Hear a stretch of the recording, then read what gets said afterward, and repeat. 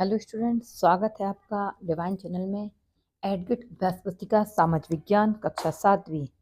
आइए आज हम जानते हैं, यह पुस्तक समग्र शिक्षा मध्य प्रदेश राज्य शिक्षा केंद्र भोपाल द्वारा प्रदान की गई है।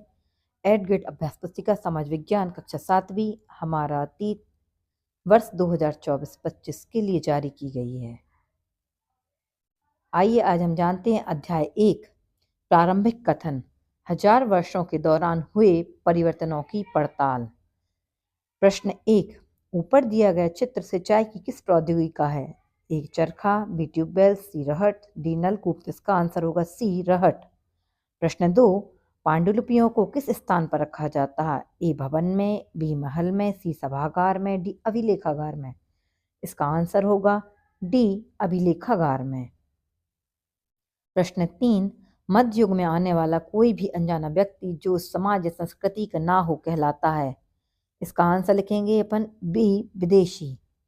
प्रश्न 4, मध्य युग में बड़े बुजुर्गों की सभा जो अपनी जातियों के नियम बनाती थी, उसका पालन करवाती थी, उसे कहा जाता था।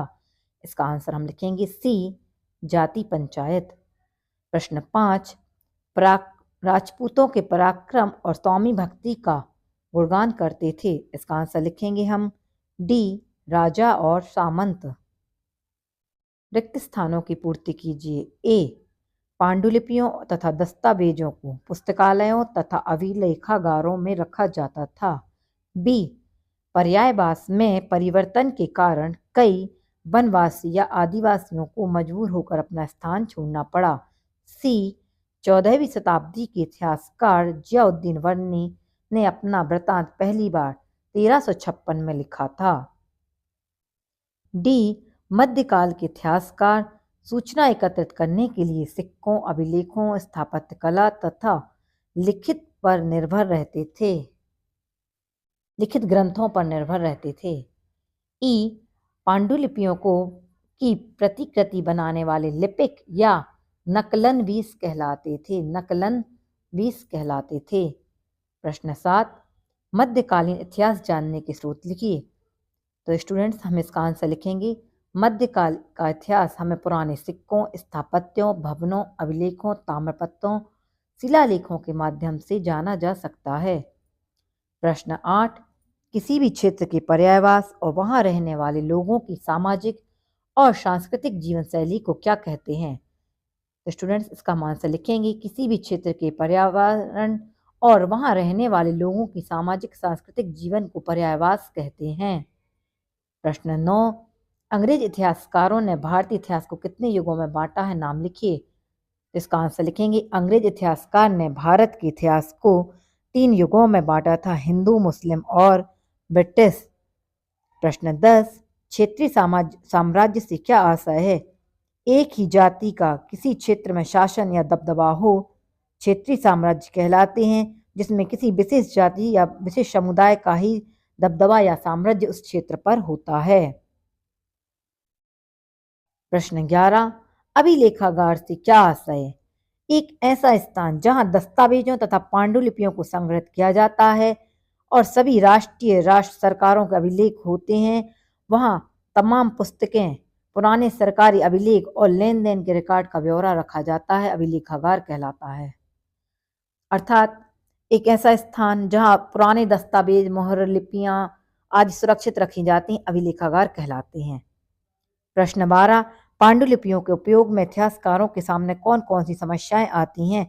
इसके आंसर में हम लिखेंगे पांडुलिपियां हाथ से पेड़ों की छाल पर लिखे जाने वाले ग्रंथ होते हैं जो नकल कर उतारे जाते हैं। इसमें लिखावट समझ न आने के कारण नकल गलत उतार दी जाती है, जिससे उसका अर्थ भी बदल जाता है। जैसे कहते हैं रोको मत जाने दो, या हम इसमें कामा लगाएं रोको मत जाने दो, इस तरह की अंतर आ जाता था। प्रश्न 13, 700 से 1750 ईस्वी के बीच आए प्रमुख बदलावों के बारे में लिखिए। इसका आंसर लिखेंगे इस काल में अलग अलग समय पर नई प्रौद्योगिकी दर्शन होते हैं, जैसे सिंचाई में रहट, कताई में चरखे और युद्ध में आग्नेयास्त्र, बारूद वाले हथियारों का इस्तेमाल। इस उपमहाद्वीप में नई तरह का खान पान का भी प्रचलन हुआ, जैसे आलू, मक्का, मिर्च, चाय और कॉफी। प्रश्न 14, इतिहासकार समय को केवल घड़ी या कैलेंडर की तरह नहीं देखते हैं थे, कैसे समझाइए। तो स्टूडेंट हम इसके आंसर में लिखेंगे, इतिहासकार समय को केवल घड़ी या कैलेंडर की तरह नहीं देखते थे, यानी कि केवल घंटों, दिन या वर्षों के बीतने के रूप में नहीं देखते थे। उनका नजरिया यह है कि समय राजनीतिक, सामाजिक, आर्थिक संगठन में आने वाले परिवर्तनों को झलकाता है। यह दिखलाता है कि विचारों और विश्वासों में कितना स्थायित्व रहा है और कितना परिवर्तन आया है।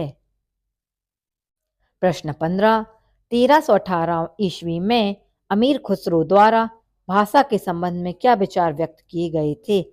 सन 1318 में कवि अमीर खुसरो ने इस बात पर गौर किया था कि इस क्षेत्र के हर देश की तरफ से एक अलग भाषा है। जैसे इस क्षेत्र हर प्रदेश में अलग अलग भाषा, जैसे सिंधी, लाहौरी, कश्मीरी, द्वार समुद्री, दक्षिण में कर्नाटकी, तेलंगाना में, आंध्र प्रदेश गुजरी, गुजरात की मवारी, तमिलनाडु में गौड़ी, बंगाल में अवधी, पूर्व उत्तर प्रदेश में हिंदवी, दिल्ली के आसपास। अमीर खुसरो ने आगे बताया कि इन भाषाओं के विपरीत एक भाषा ऐसी भी है जो किसी क्षेत्र विशेष की नहीं है। यह एक प्राचीन भाषा है जिसे केवल ब्राह्मण जानते हैं, आम जनता नहीं। वह है संस्कृत भाषा। इसलिए संस्कृत के संबंध में अपने विचार व्यक्त किए हैं। प्रश्न 16, मध्यकाल में हुए धार्मिक परिवर्तनों के बारे में लिखिए। जिसे हिंदू धर्म कहते हैं उसमें भी इस युग में महत्वपूर्ण बदलाव आए।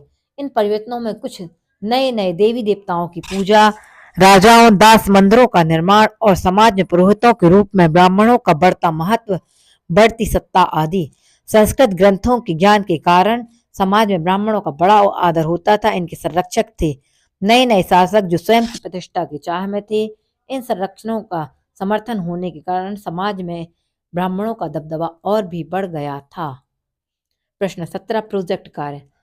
इस प्रोजेक्ट स्टूडेंट्स यह प्रोजेक्ट कार्य आपके शहर या क्षेत्र के, ग्राम या जिले की इमारतों के ऊपर से बनाना है और इनके बारे में आपको लिखना है कि आपके जिले में कोई प्राचीन इमारत हो या कोई स्मारक गृह हो, अभिलेखागार हो, तो उसके बारे में आपके जिले में कहीं ना कहीं ऐसा कोई स्थल होगा, उसके बारे में आपको लिखना है कि वह इमारत, उस इमारत का निर्माण कब हुआ है, इमारत किसके द्वारा बनवाई गई, इमारत के निर्माण में किस प्रकार की सामग्री का उपयोग किया गया है और इमारत पर किस प्रकार की चित्रकला की गई है।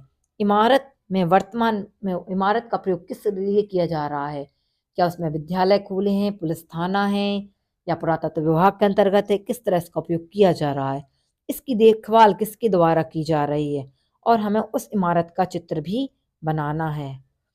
तो स्टूडेंट्स यदि आपको जानकारी पसंद आई हो तो चैनल को लाइक कीजिए, सब्सक्राइब कीजिए, बेल आइकन पर क्लिक कीजिए। धन्यवाद।